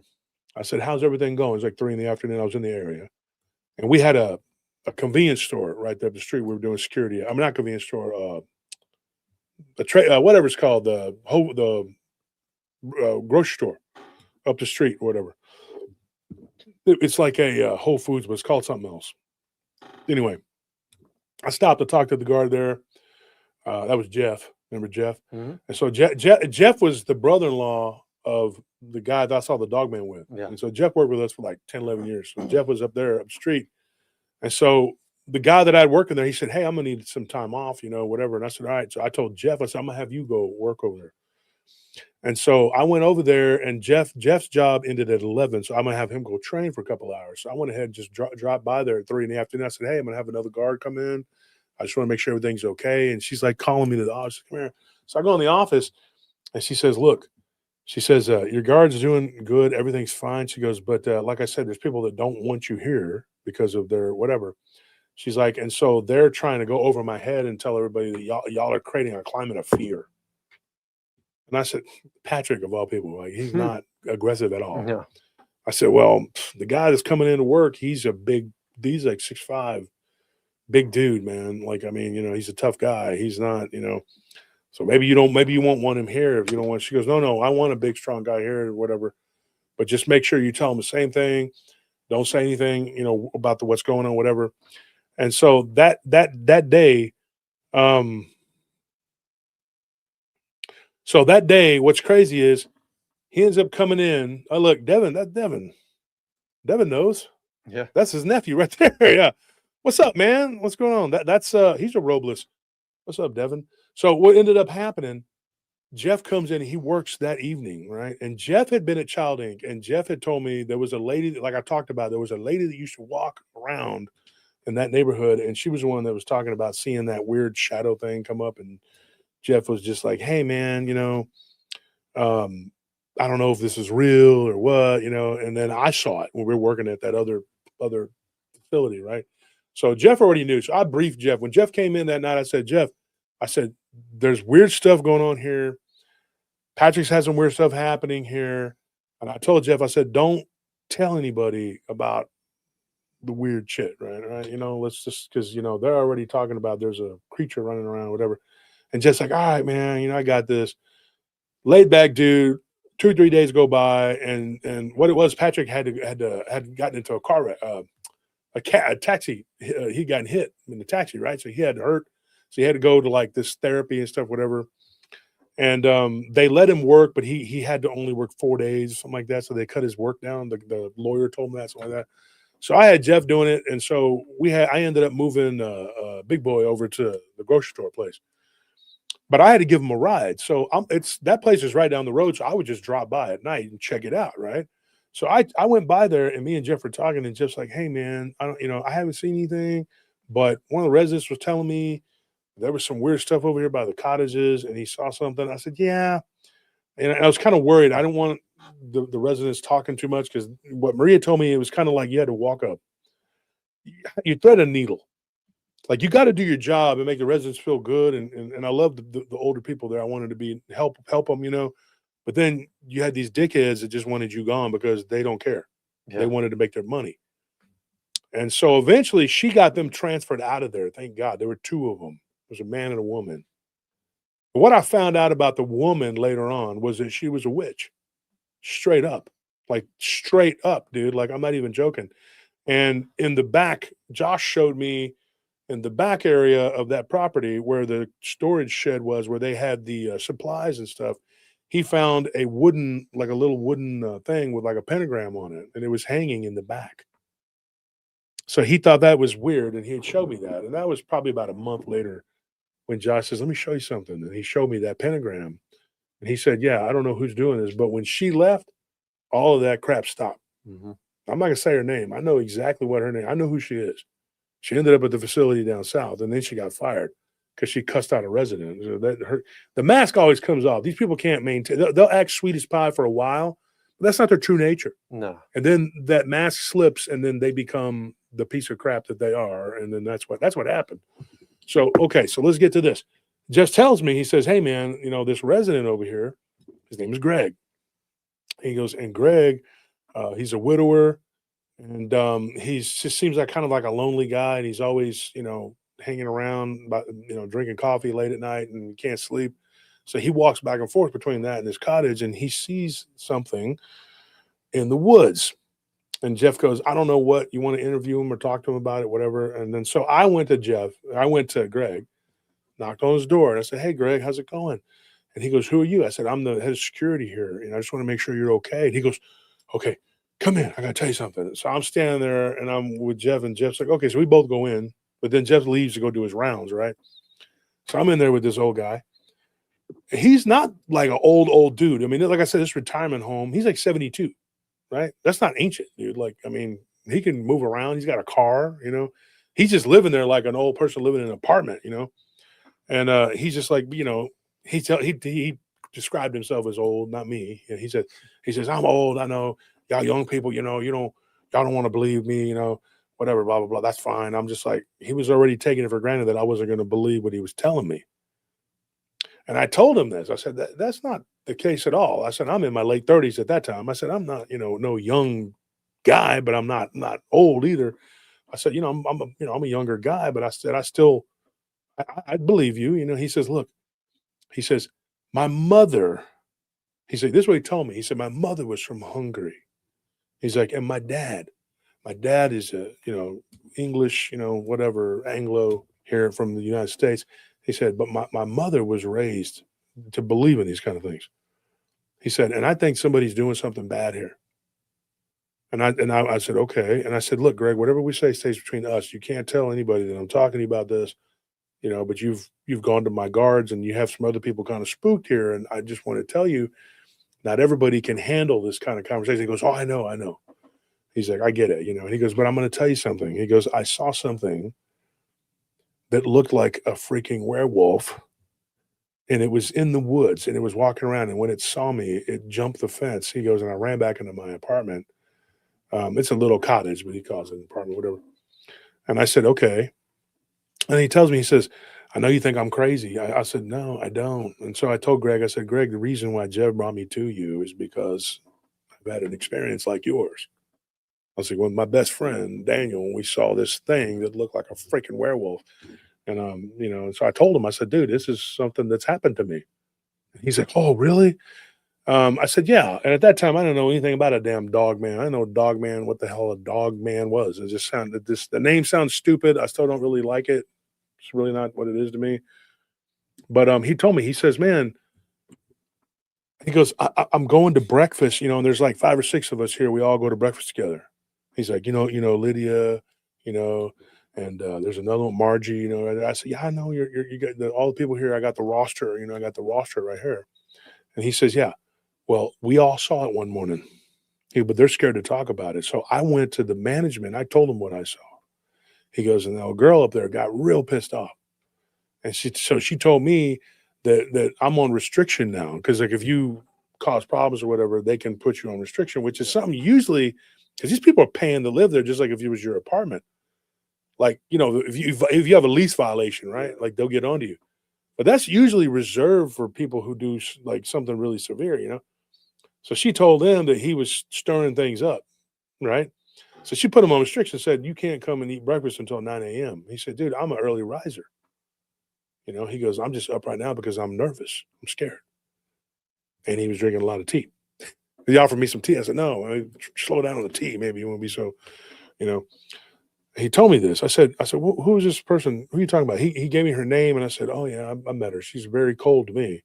He goes, yeah, she don't like you guys. She don't want security here. And I was like, really? And he told me some other stuff about what was going on, because there was going to be a management shift, because the owners were in the process of possibly selling that property to someone else. And he's like, and so he goes, they have a problem with the assisted living. They want to turn this into like straight up retirement, whatever. He's like, but they want to remodel these cottages. And then he told me all this stuff. And I don't know if he was speculating or what. And he says, so he goes, the best thing they could do is, maybe get rid of us, make us all move out so they can redo it. And so this is what he said. And I don't know what to believe at this point. I don't know if it's the truth. And I'm going like, okay, you're way over my head with this. I said, I'm just the security. And he goes, but you guys, he goes, y'all sitting out there in the golf cart and watching us and making sure that we get to back and forth safely, it means everything to us, because we're over here. It's spooky. You know what I mean? He goes, I told her, fine. I don't give a shit. I'll go in and eat breakfast at 9 because I'm not leaving in the dark anymore. Then he told me about another guy that lived there who had seen this thing while he was out. They had the people in the cottage have dogs, little dogs. You can't have a dog inside. He said, he's walking his dog.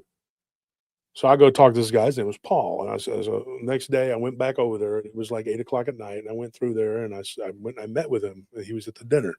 And he comes over to the table where I'm sitting. I'm like, hey, come here. So we're sitting there talking, and nice guy, whatever. And Ricky, one of the kids that worked there, he was a real nice dude. He came up, and he's from Puerto Rico. Real nice dude. And he sat down with us. And this dude, Paul, had confided in Ricky what he had seen. What this guy had told me about what Greg had told me, and so it was almost identical what they had seen. So Paul tells me, he says, look, he says, I don't know what Greg told you. And he said, but I called him. I think he's on his way. He's going to come up here. And I said, okay. So I said, "Well, wait." So we just sat there for a little bit. Ricky told me about living in Puerto Rico and all this stuff from San Juan. Hey, what's up? Chupacabra, right? Whatever. We talked about it. Here comes Greg. Greg comes in. He's like, comes and sits down, and we're like in this secret meeting, right? So he tells me, he says, "Mr. Wolf, I got to tell you something." I said, "You can just call me Wolf. It ain't no big deal. You can call me Turner. I don't care." He says, "Josh knows. Josh knows." He's talking about Josh, the black dude, the whatever. This lady that he's talking about is this hateful Hispanic woman. That's what I'm talking about. Just big fat glasses. Yeah, she was evil, dude. She was evil for real. She was evil for real. Like we found out real. Okay. So anyway, he tells me this story, right? And he says, "Look, I'm coming out of my cottage at night to walk my dog, and I'm on the far west side of the property. I hear something growl, and there's like kind of like an incline right there behind the fence, right? And then there's like some grass, like a hill, and then there's another complex, like an apartment complex. Yeah. Right? Yeah. So he said, he goes, from that apartment complex, I look down, and my dog, she's growling. She's like, his little dog name was Betty. I remember that. Betty Boop, little white dog, right? So I told him, I said, "Man, that's funny, Betty Boop, because my stepmom used to have a dog named Betty Boop. It was a Boston Terrier. I love that dog." I said, "That's funny you got a dog named Betty Boop." I said, he said, "Betty Boop starts growling." She's a sweet little dog, right? And he says, so I picked her up, and this thing just took off like a bullet at us and went up to the fence and was getting ready to get over the fence. He's like, I'm like 3 or 4 steps from my front door. He's like, and that thing almost got to me. He's like, it was black and gray. And so I'm looking over there, and Greg's shaking his head, and he said, "Yup, that's the one I saw exactly." But it was across the fence. Thank God. He goes, "We were walking out, and then several other people came walking out to go to breakfast. That thing just kind of put his head down and backed up." So I remember when we talked, if it was one of these stories I told, I'm pretty sure it was the one. There was another sighting of this creature. It was the one in the parking lot. So this person was a worker, and they were coming out to go to their car to change shift in like 4 a.m., whatever. And the reason is because it was kind of like the other place. They would have like younger kids that come in, and they could do like an intern thing or whatever. They come in and they work like 4 hours. All right. They did the same thing that Nikki was doing at the other place. So they come in, and there was a person that would leave at 4 o'clock, right? They get to go home. They work like 8 to 4. So this person was leaving on their shift. They were working because they had different nursery stations, remember? So there was one on the southwest where the assisted living people were, and then there was one at the front entrance where we would sit. Usually we would sit and then do our rounds. Yeah. We would watch them, and it was because of the homeless people were bad over there. And we dealt with the homeless people like twice. Told me to buzz off, and then that was it. We had no more problems with them, right? Okay. We had this little security vest we would wear. And it was like it was like yellow. Yeah, like one of those high visibility. Yeah, it was like yellow and silver, right? Remember, like it had like the reflective whatever. Yeah. And so the guard would walk around when he did in the parking lot, and then when he was inside, he would take it off and just walk around and be in the black uniform. And so this lady comes running back inside, and she's screaming and yelling. I think it was Zane was there that night. She's like, "I just saw something. I just saw something by the car." She's like, "Oh my God!" And Zane was like, "Oh, it's a homeless person, right?" He goes out there and he doesn't see anything, but he hears like something growl, and he thought maybe a homeless person with a dog, right? Because y'all are just like me. Like the first thing that goes to your mind when I'm not thinking Dogman, vampire, witch.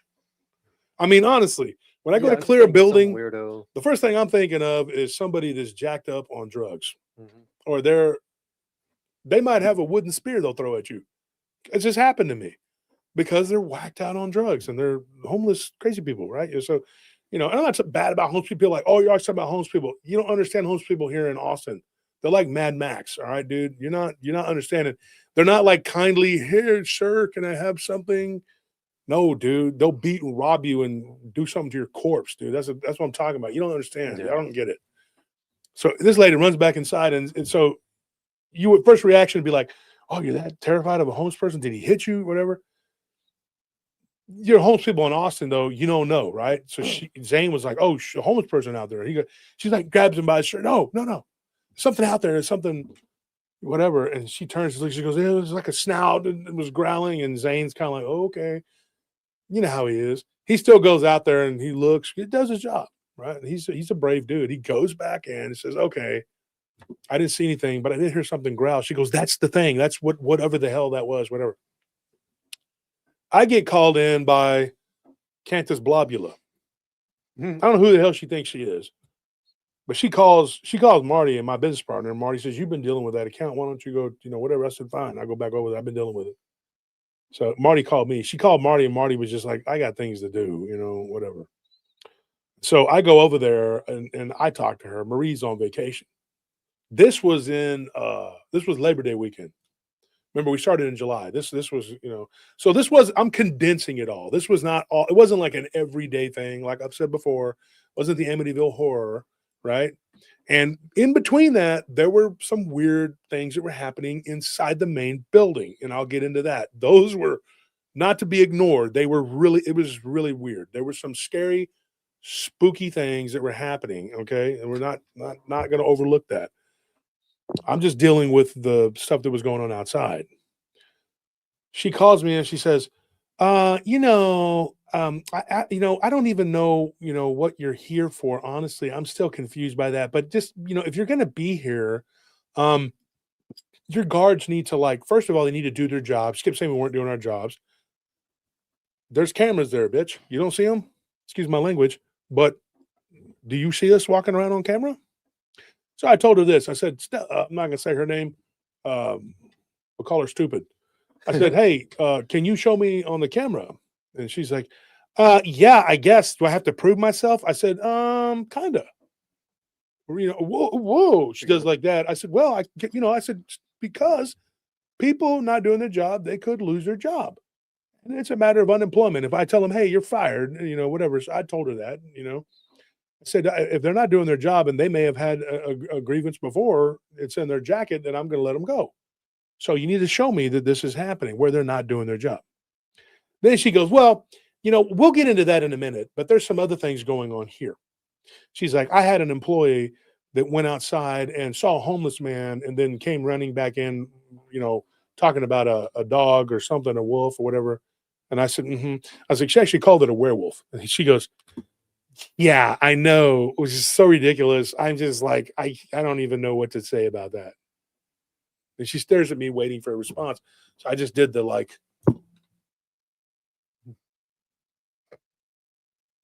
and I just did that. And she's like, yeah, okay. So another problem we're having, she's like, is the scheduling. Like I have guards saying that they're really tired and they're drinking a lot of coffee. And she was just trying to find some shit. Mm-hmm. And I said, so are they falling asleep? Well, no, but they just look really tired and maybe they're overworked or something. And that could lead to them seeing things too. And maybe that's why they're supporting some of the weird theories that are going on between, the residents and maybe some of the maintenance people. And, she was waiting to see what my reaction was, mm-hmm. And bitch, you're playing checkers. All right. So I told her straight up, I said, I don't even know what you're talking about. I haven't heard any of this. And she's like, really? Because there's been some incidents or whatever. And I'm like, oh, you're talking about the weird people talking about all the weird stuff in here? And she said, yeah. I said, I don't care about none of that. I said, I've told all my guards not to talk about it at all. She goes, well, they're still doing it. I said, really? Can you prove that? Because if you could get them, let people know, so I'll know about it. She said, well, one of the residents, I heard you had a meeting with them. I said, that wasn't about anything but the parking. She said, well, we dealt with that. The parking lot situation, we dealt with that. I said, okay, it was just a parking thing.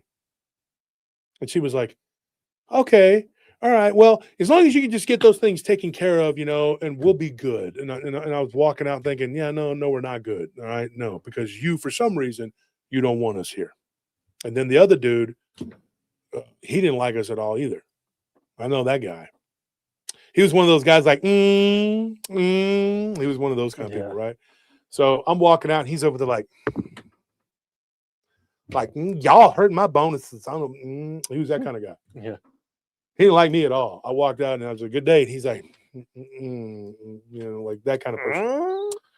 So I just walked out and I was just like, yeah, I'm not wanted here. I get it. So I had a talk with the guard that was on duty. And it was Tony that night. And I told Tony, I said, Tony, just be real careful with these people.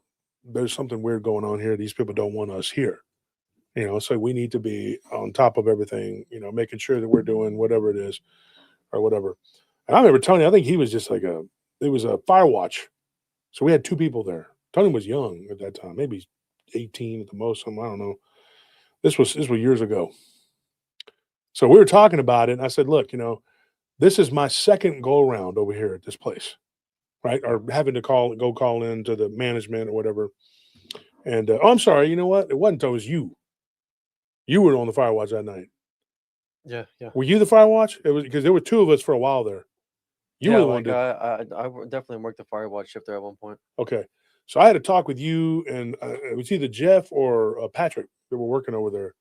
So I had to talk with y'all, and then I think the fire watch was you, and then Zane.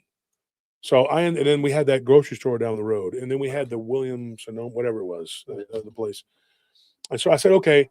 I told him, I told it was you, it was Anthony. I told Anthony, I said, look, this is my second time being called in the office over here to talk to these people. I don't know what the hell. Just do your job. Don't talk to residents, whatever. But the residents would come up and they would talk to us. And when just because you're on a fire watch, they don't know the difference between you being fire watch or security. Yeah. So you had the vest or whatever, and you would do the walking around the outside. Anthony himself told me when he was walking around the outside, he heard growling by the trash can. You could talk. You want to tell it or whatever? Well,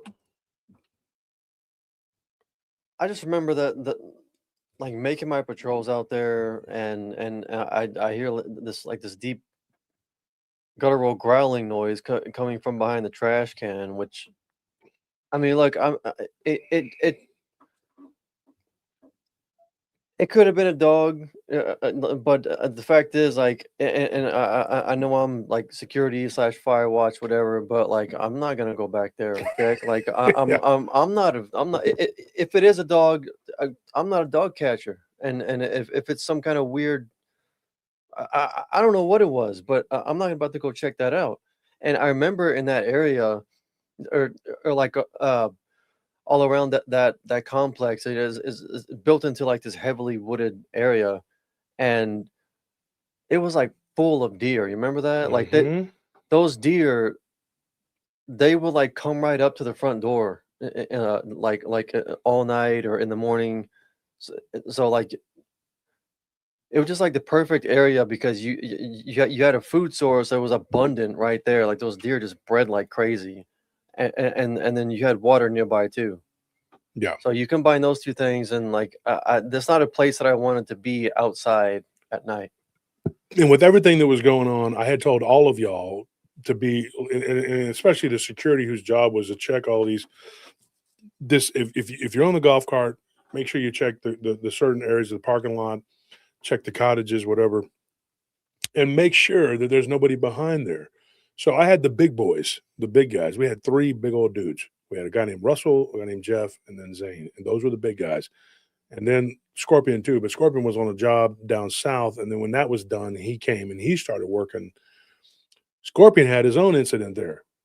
So this is what happened with him. He calls me up. This was a week after and Marie was no longer, she wasn't she was still in one of the management, but luckily she came back. The other lady, El Stupido, she was still there, but La Stupida, right? She was there.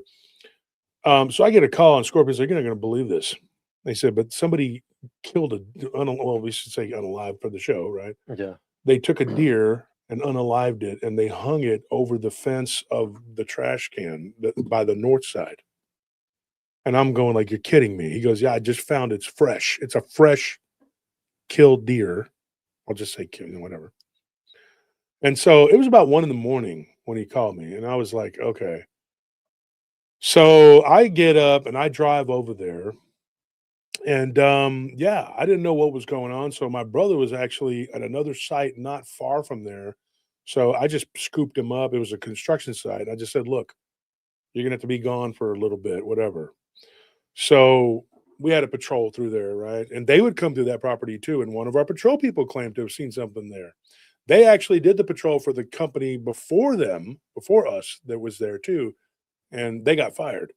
But he was working for that company, and when they pulled him off of that route, so when not Marie, but when Dorothy found out that he was working for us, she goes, "Oh, I like him. Put him back on there." And I said, "Well, he's already doing it, so cool. It works out, right?" So he was doing the patrol through there, and so he would come through there and check on the guard and say hi and everything. And he saw something weird one time by the trash can, a big, large, hairy something. I don't know what it was. But he said it wasn't Bigfoot. He goes, it just looked like a dog, but he could have swore it stood up on two legs and then ran off into the woods. Now, that was a week. That was a week before this. That particular guard had gone out to do his checks, didn't see our guards, but didn't care. That's not his job. His job was to check the bay, take a picture, go on the other side, take a picture, go to the west side, take a picture, go to the cottages, take a picture, walk, do the entrance, exit, gates, gone. That's his job. On one of the photos that he sends, and Marie showed me this, there was what looked like white smoke up in the air, like floating up in the air. I kid you not. I don't have this picture anymore, but I saw it and it looked like a face on there. Like kind of like a skull, but without the bottom jaw. And it was floating. You could see it. It was clear, like you could see it. The guy that took the picture says, "Man, I had no idea when I clipped those." He goes, "But when I sent them in for the report," he's like, there was something on there. When Anthony heard the growling, whatever, that's when I told him, I said, well, we're not going to put these smaller people over there anymore. We put bigger people. Then they started saying that we were scaring the residents because they're big, aggressive people. Why do you need these guys over here? Supposedly the residents were complaining, rabble, rabble, rabble. Bull malarkey, dude. The residents were not complaining at all. Residents loved us because we would go in the morning. Our guards would eat breakfast with them. Our guards would get there in the evening and eat dinner with them. Mm-hmm. They loved us. It was just those two particular people who didn't like us, and they were putting in reports to the upper management going over Marie's head. Luckily for me, I had a good friend in Dorothy who used to work at the other place, and she was one of the upper management. She was intercepting some of these emails, and she calls me up out of the blue. And she says, "Hey, Wolf, you got a minute?" I said, "Yeah, what's up?" And she goes, "I got to tell you something, man." She goes, "There's some pretty bad reports coming back, about you guys over there at that place." And I said, "Yeah, I bet there is." I said, "Who's sending them?" She goes, "Well," and when she told me there's a couple people there that's basically just two people, but they're getting some of their underlings to complain about y'all. So I talked to Ricky, and so Ricky and me talk, and Ricky says, "Look, man," he goes, "it's not me, it's not Marilyn. Marilyn's another lady that worked there." He said, "But they got a couple of their people to say things that are just, they're lying." He used to call me Patron. He said, "Patron, they're lying, man. They're trying to, they're mentiras, And so I told Ricky, I said, "Okay, I know what's going on here." And we could have easily just walked away and not lost shit because, we had a lot of accounts. Yep. But they made it, these people, haters, exactly, Law. They made it personal with me. So that's why when I talk about this story, it's not something I just throw out lightly. And it's been a long time since I've been thinking about how we should approach this. And we've been away from that place for years now. And so I'm comfortable talking about it, but I'm going to tell you what I did. Because these people thought I was some dumbass and I was just going to go away and then, well, let the next company deal with it, whatever, because we made some bonds with those people. So come late September, we're on the hot seat again because supposedly we're not doing this, we're not doing that, blah, blah, blah, blah, blah. There's a dead deer hung over the fence. And this was a big deer. This wasn't a little baby doe. It was a stag. And the thing part of its antlers had been broken. And the thing, obviously, when I went over to it, I put on some gloves from the shed, and Josh was with me, and you could tell that his neck was broken. Mm-hmm. And I looked at Josh. I said, "Damn, dude!" I said, "This thing, something, killed this animal and hung it there." And he looked at me and he says, "Homeless people?" I said, "Nah, this isn't homeless people." Here's another thing: the camera should have been trained on that spot. It had been moved. Right? That had to have happened inside. Okay. So I went to the boss and I said, "Hey, I said, this is the deal. There's a deer that's been killed and hung up on that fence there. It could have still been kicking, 2 hours ago when I showed up with my brother." And then Josh came in, and so we took it, and we had to call people to come dispose of it, whatever. The police, everything, there's a report made, there were many police reports made about the different things that had gone on over there for different people calling the police, cops come up there. got to know a couple of them pretty good, and they were just like, "Man, there's some weird stuff happening. People are reporting some weird stuff over here. What's going on? And I'm like, yeah, I'm trying to figure that out myself because there was more than meets the eye, right? So somebody does this, obviously, and then they move the camera. The people that were on duty that night, 3 out of the 4 people that were in charge were on. There's one place where those cameras were. The southwest side people, I wasn't worried about them. They handled the cameras on that side. They were cooperative. It was coming from that southeast side. So I went over there and I had a talk with them, and I was aggravated at this point. And I called a meeting. I said, Marie, can you have a meeting and bring your people in and we can all talk? So I was so hot under the collar of these people. I knew what was going on, and I didn't even want to sit down, and I knew it was bad etiquette just to stand there. But I was just like, I said, I have to know why that camera was moved. And Count Blobula, she would count as Blobula, say, why do you need to know that? And I said, why wouldn't I? Because if I don't know who could have moved that camera, because whoever moved that camera obviously had a reason, because somebody came onto the property and laid it there. And then she goes, well, where was your guard? I said, probably on the other side of this big ass complex. I said, in fact, I know where he was at. He was over there by the cottages doing the check-ins. And she was like, because you got the cars. There was homeless problem in that area. They had stolen catalytic converters. So we had to count the cars and all that. And it was 11 o'clock and everybody was kind of about time to go to bed. That's what we did. I said, we're doing our jobs. You must be the other person. She goes, who do you think you are? Like, we're the ones doing our jobs. You must be somebody else. She got real mad. And at that point, they suspended our services. That lasted all of 4 days. And then she was gone because I went with Dorothy and we talked to the upper management that was her boss. And that company said, okay, well, we don't know what's going on. And I said, look, there needs to be an investigation into this, They're like, look, we don't have the resources to do this, whatever. And so they basically told me, just do what you got to do. Figure it out. And, we'll take your word on it or whatever. And I was like, okay, good. So they transferred her ass out of there because she was obviously a problem. And then he kind of straightened up, not literally, but well, he didn't have the Countess Blobula there to he didn't have Countess Blobula to back him up. So I come in there the next night. He's like, "Oh, Darth Vader's here," and I was like, "Oh yeah, hey, what's up, dude? Wan Fu's over here." Mm-hmm. So, anyways, I didn't, not to be mean or whatever, but I did not like him. He didn't like me. We weren't friends. And I walked in and I said, "Hey, I'm just here to, do the checks, whatever." And he goes, "Well, go ahead. It's your place." I was like, "No, it's not. It's Shaw's, but you're not doing right by these people." And they weren't. And that's the truth. But all the people there, most of the people there, except for them, those particular people, and they wanted to try to get rid of the manager that was trying to do her job. So that's a situation. That's what went on. And so there was another problem, and it was happening inside, and it was more prevalent than what was happening on the outside. This is just, I'm doing the outside going in, right?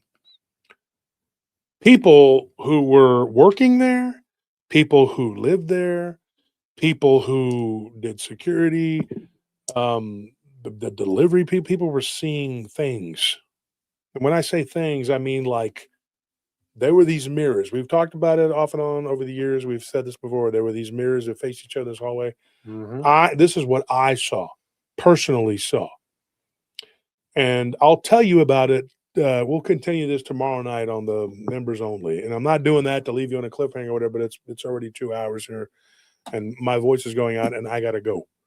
I am behind. I didn't realize it was 10:17, but I'll tell you about it tomorrow. We'll get into this whole thing on the members only tomorrow.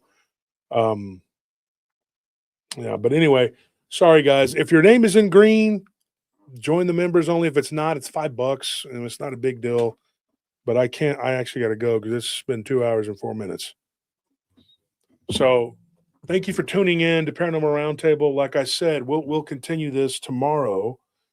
We have the members only show and it is a live stream. So we'll be on the members and we will talk about what went on inside, and we'll maybe conclude this situation. But yeah, so we left it on that. You know, we found a dead deer, and I know you remember that. That was weird as hell. Yeah. And yeah. All right, guys, we got to run. But before we do, prayers for the family of Gabrielle Craig. She was a paratrooper, and our paratroopers mean everything to us. You know, the people that come here and listen, thousands of people watch our show, and we're just going to keep pushing and do what we do. You know, we had a lot of haters, a lot of people coming at us, and we've been vindicated on a lot of things. But we'll continue. We'll continue this on tomorrow night's members only. Thank you for tuning in. We'll see you.